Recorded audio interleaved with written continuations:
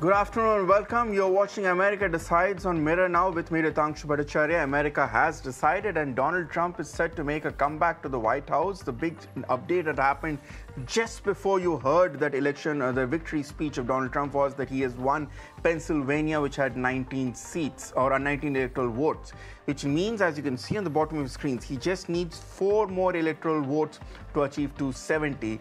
And every single state that is still being counted, that has not been called already, is all showing red. They're all leaning towards Donald Trump, which means that his number is bound to increase.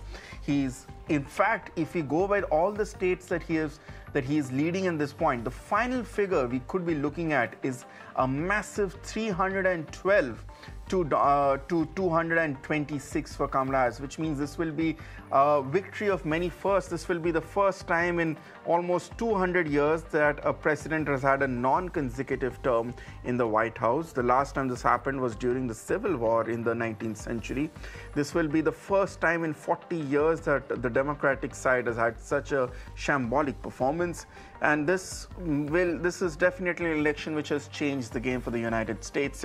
Without any further ado, let me go across to my guests who have been waiting quite patiently with me here. Suresh Kumar Goel, former ambassador; Dr. Swasti Rao, foreign diplomatic and geopolitical expert; Professor Madhav Nalapat, Vice Chair of the Manipal Advanced Research Group; and I'm also being joined by my senior colleague Shinjoy with me in the studio as well. Thank you all for waiting very patiently. My apologies for making you wait because we were listening in, of course, to Donald Trump's victory speech. Before I go across to my other guests, let me start with Shinjoy because I want to focus on the big development that came in at this point, Shinjoy.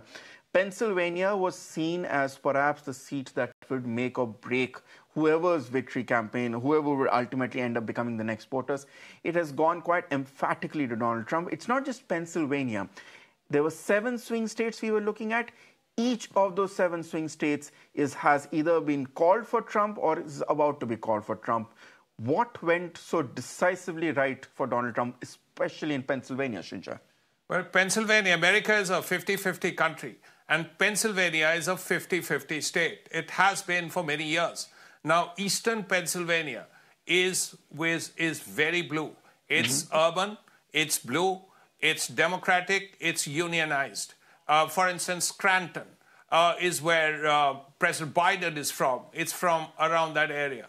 But from the middle of the state, where Penn State University is, to the west, right up to Ohio, it's very rural, very red. Here are people who hunt, who have a completely different point of view. Now, the point to win Pennsylvania for Kamala Harris would have been to build up the number of votes from the east, and so many votes that they are more than the votes coming out of the west. The only exception to that situation in western Pennsylvania is Pittsburgh. Pittsburgh is also like Philadelphia, very urban, full of young people because there are universities like UPitt, Carnegie Mellon, and so on. But you have to counteract that. You have to pull out. You have to get so many votes from the east to counter all the votes that will definitely go to Trump in western Pennsylvania. And here are people from small towns, Johnstown, Clairton, Butler, which is now very famous. Now, towns like that, 10,000, 20,000 people, they have 1 factory, 2 factories, iron mill, iron steel mill, glass factory. They've closed down. So they are very angry young men who have listened to Trump. And Trump has told them, I will get you jobs. Yes. I will open your factories. And that is why, largely, because these people have listened to Trump. The other point, importantly, is the fact that Barack Obama actually was the one who built this coalition. Yes. Coalition of white, educated males, male and female with college degrees, women overall, blacks, Latinos, and young people. Now, that coalition requires enthusiasm. That enthusiasm came because of Barack Obama's charisma. Biden somehow managed winning by 20, 15,000 votes in each of these states. But that enthusiasm appears to be lacking. And because of that, the turnout in, let's say, eastern Pennsylvania was not that strong. Okay. So that's a very important point you mentioned, because a lot of what Kamala Harris would have seen as perhaps a primary vote banks probably did not deliver for her the way she had anticipated that. And I have a follow-up question on that as well. But let me go across to Ambassador Goel. Ambassador Goel, for the first time Donald Trump won in 2016, let's be honest, the world probably did not take him seriously because he had not won the popular mandate. He was still ridiculed and not taken seriously, not legitimized by the mainstream American media. And for the lot of the world, he was seen as somewhat of an accidental president, which just encapsulated the madness that happened as part of a perfect electoral storm in the United States. He's back. He's back with perhaps one of the most emphatic victories we have seen in recent times. He's back with the popular mandate as well, something which he didn't have in 2016 and in 2020. The world now, Ambassador Goel, has to take Donald Trump a lot more seriously, whether or not it likes him. Thank you very much, Rakshu. First of all, I don't think there is ever a possibility of the Americans and the world not taking the American president seriously. Whoever it is, whether it is Donald Trump or it is Joe Biden or it could have been Kamala Harris, whoever comes as the president of the United States has to be taken seriously because as the only superpower now in this trying to be multilateralized world, he holds an immense power to command the world. For example, Europe was very concerned about his policy of hands-off. NATO as an institution was given a short shrift, and that actually hurt the Europeans. So number one, I would rather disagree with you that he wasn't taken seriously by Americans or by the world. I think the issue really was that he had promised something. He came on the plank of Make America Great Again. How much of that he was able to deliver? Maybe he thought in a different manner, and therefore there was some kind of policy disagreements here and there. But it is just that because that isolationist approach of the USA, even in terms of creating jobs, to my understanding, didn't really work because even to establish factories, you need to be connected, you need to have input from all over. He was basically trying to, maybe it was because a first-time president who is working things out.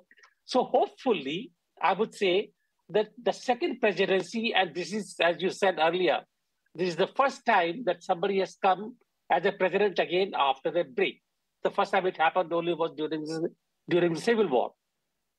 Therefore, I do hope that the Trump 2.0 will work on the kind of errors of the first presidency, and he will be able to really create jobs for the Americans in the USA.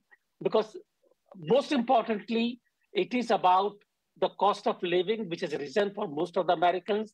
It is the pledge to create jobs for the Americans.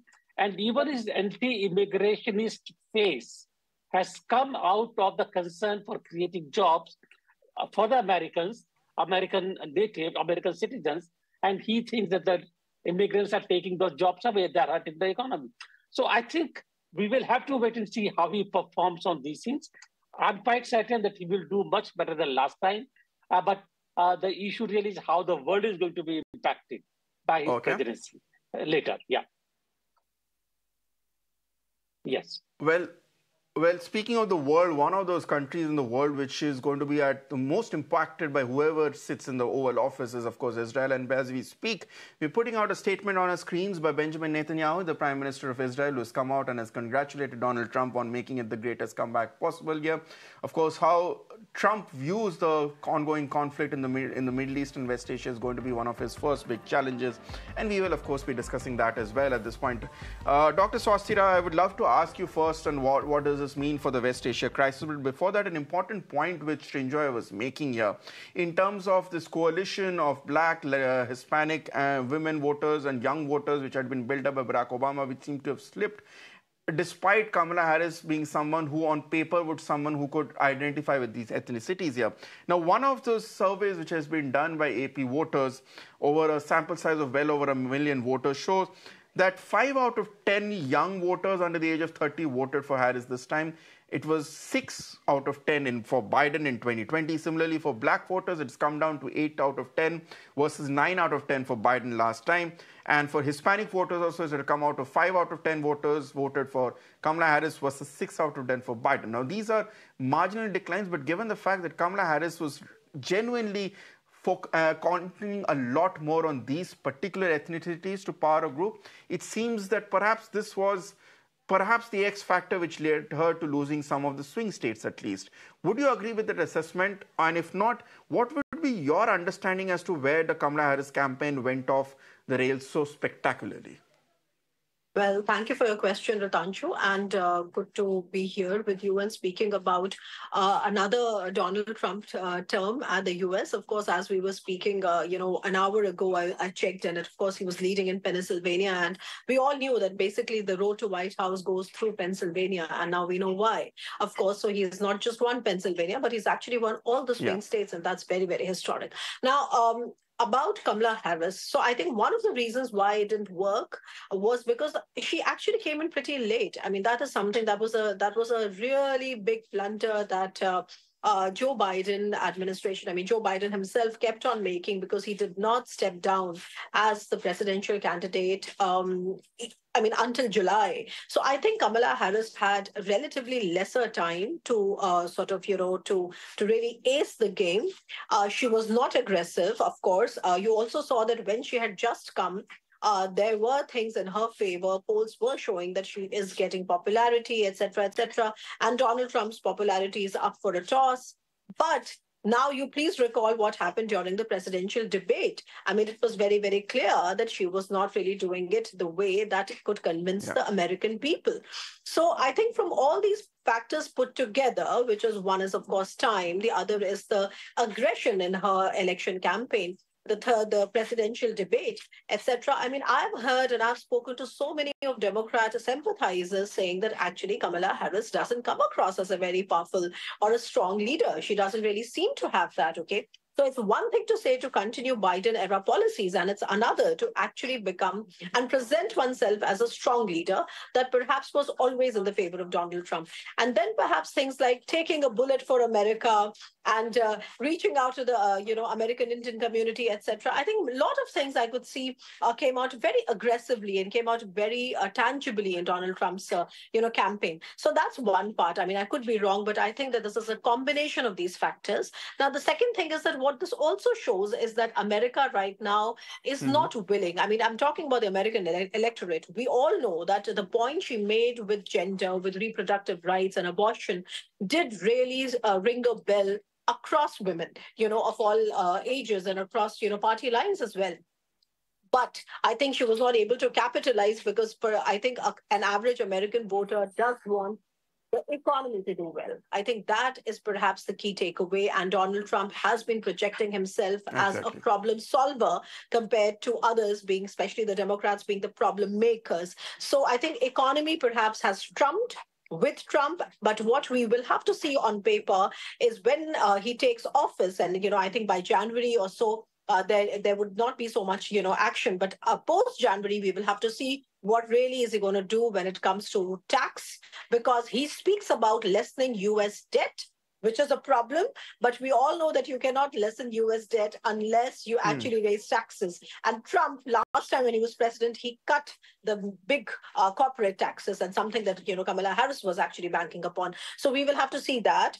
We will have to see, of course, again, I mean, the second time around, does he have the same kind of disdain for all the climate hoax? He calls it a hoax. And that's another reason Pennsylvania, by the way, he has gone ahead with a lot of his fracking, campaigns. I mean, he's just gone ahead very unabashedly with fracking. And I guess that somewhere has, as Shinjoy was just saying, that because it actually belongs to people who are, businessmen and very, business-oriented people, perhaps that has kind of, struck a note there. And finally, I'd say about the foreign policy bit. I mean, we all know, I was just checking X before I came on the news show, and I could see that, of course, Benjamin Netanyahu has everything to celebrate with a Trump return to the White House. Putin, of course, I'm sure must be relatively, happier. But I guess China would be very nervous. And of course, Iran would be very nervous. China may not be very nervous, I'm sure, but Dr. China, that's a separate question by itself. And Yeah. that's a separate discussion, and I do want to pick your brains on that as well. But you mentioned an important point about what Trump's agenda is going to be. And let me bring in Professor Nalapat on that. Professor Nalapat, to use one of our Prime Minister's most favorite quotes here, essentially Donald Trump is now looking to have a triple-engined sarkar because he has not just the White House Oval Office with him, but the Democrats have also got the Senate back, which is, for those who might not know it, that's the upper house of the U.S. Congress. And they also retain control of the House of Representatives. So in terms of the ability to make sweeping changes, perhaps Trump has never had it better. And that is going to give him a free rein to bring in all the policy changes and all the big promises he has made so far in terms of the economy, in terms of key contentious issues. What are the first 2 or 3 important points that you're going to look at as perhaps his first orders of business when he takes charge in January next year?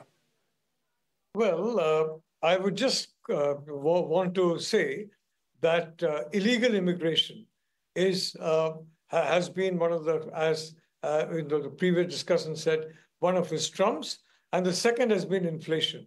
Unfortunately, Kamala Harris has been deeply identified with both illegal immigration as well as the Ukraine war. And you know what's happened in the Ukraine war. Not only has the Ukraine war completely upset global logistics, Ukraine sanctions have created a huge amount of inflation. And Kamala Harris, frankly, never took responsibility for the link between the Ukraine war and the Biden sanctions and inflation. Obviously, she could not. So having said that, I think, frankly, it is the inflation and secondly, illegal migration. Trump has made it very clear he welcomes legal migration. He has openly said he's going to give a green card to every Indian who is settled, who is educated in the US and who passed out from the US. He's made that very clear. And as for Vice President Vance, the incoming Vice President, Vance is very clear on 2 or 3 geopolitical realities. One, that China is the main threat to the US primacy in the world.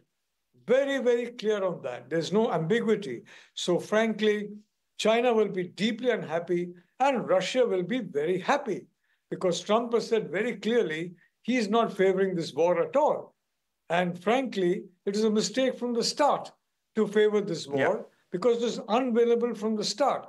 There was no way Ukraine was going to get back those territories.